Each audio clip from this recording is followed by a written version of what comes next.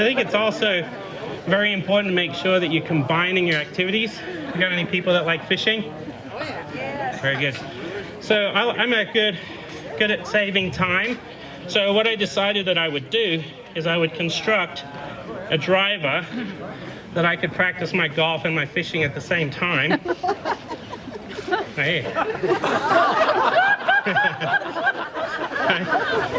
So this way I can work on my ocean casting, right? Surf casting, and then also long drive at the same time. So give it a whirl.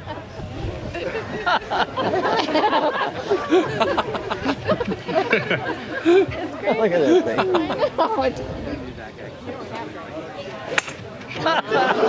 There we go. Not too shabby.